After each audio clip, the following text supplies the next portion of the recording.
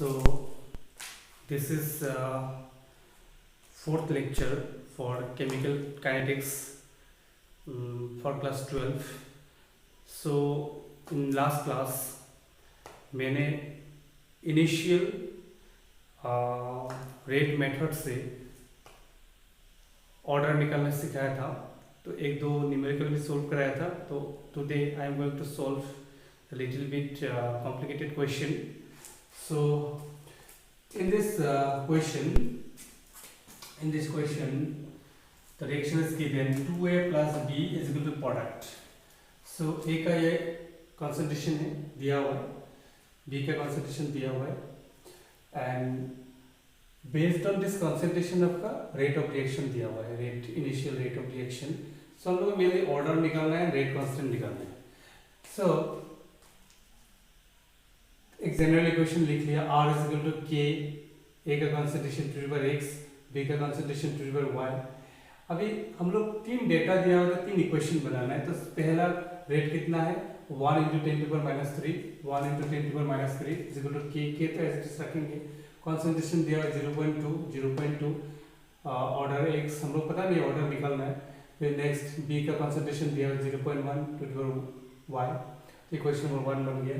Similarly rate change हो गया क्योंकि कॉन्सेंट्रेशन भी चेंज हो गया. 4 into ten to power -3, 4 into ten to power -3 के अभी जैसे दिया हुआ है कॉन्सेंट्रेशन यहाँ पे भी 0.2, यहाँ पे भी 0.2 पावर से नहीं. फिर थर्ड में क्या है 0.25 into ten to power -3, 0.25 into ten to power -3 के सेम है. अभी ए का कॉन्सेंट्रेशन 0.4, बी का 0.2. So we got three equation 1 को 3. तो सबसे पहले मैंने क्या किया, इक्वेशन नंबर 2 को 1 से डिवाइड कर दिया. 2 को 1 से डिवाइड कर दिया.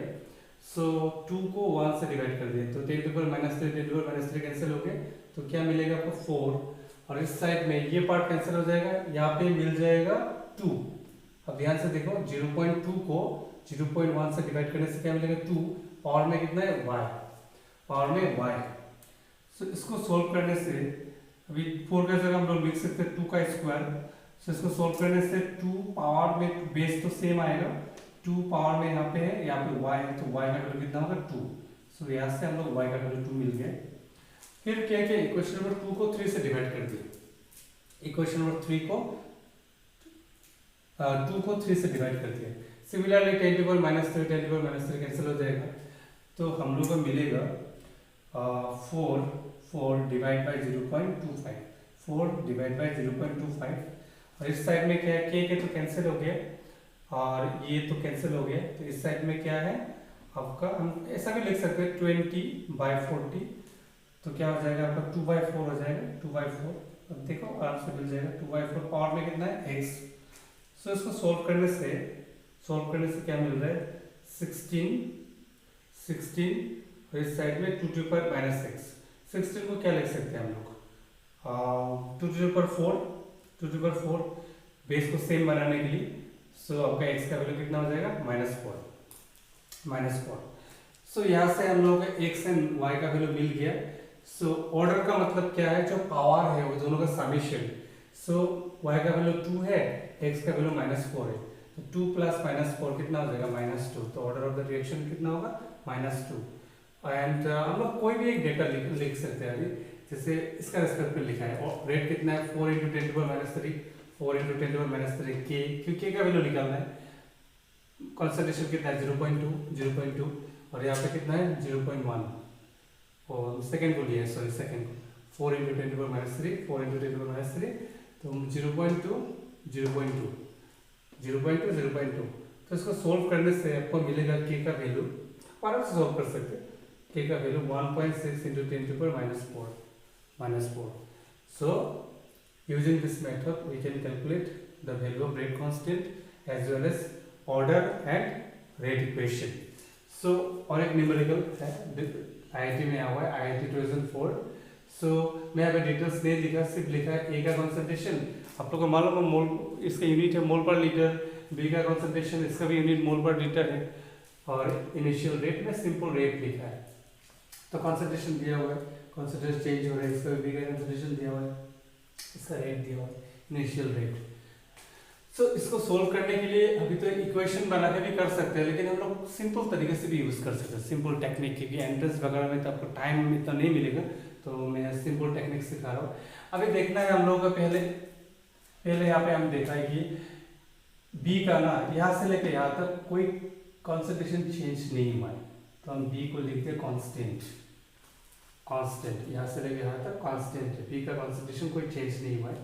तब हम लोग देखा है ए का कॉन्सेंट्रेशन कितना चेंज हो रहा है, ए का डबल हो रहा है, 0.1 था यहाँ पे 0.2 है, वेरी वेरी इंपॉर्टेंट, डबल हो गया, ए का कॉन्सेंट्रेशन डबल हो रहा है।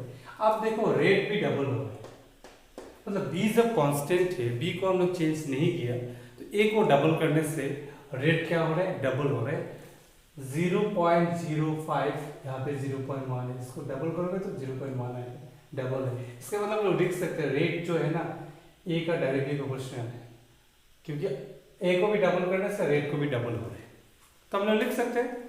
फिर आप देखो यहाँ पे अभी तो हम लोग ए का तो रिलेशन निकाल लिया, अभी बी का रिलेशन निकालना है। बी को रिलेशन निकालने के लिए ए को कांस्टेंट रखना होगा, तो इसको और इसको देख रहे हैं, फर्स्ट एंड थर्ड को 0.1 तो क्या है, ए कांस्टेंट है, तो हम लोग ए को ध्यान नहीं देना है, कांस्टेंट है। बी में क्या हो रहा है, बी का कॉन्सेंट्रेशन 0.1 है, यहाँ पे 0.2 है, तो बी का कॉन्सेंट्रेशन कितना हो रहा है, डबल। सो रेट कितना है, रेट चेंज नहीं हो रहा है, इसका मतलब है बी को चेंज करने से रेट में कोई चेंजेस नहीं आ रहा है। It means R directly proportional to B to the power 0, B का ऊपर डिपेंड कर ही नहीं रहा है, it is not depend on concentration of what, B. तो हम लोग लिख सकते हैं अभी आर, तो rate of reaction is equal to K A to the power 1 B to the power 0, तो ऑर्डर कितना हो जाएगा 1 + 0 1, फर्स्ट ऑर्डर रिएक्शन है।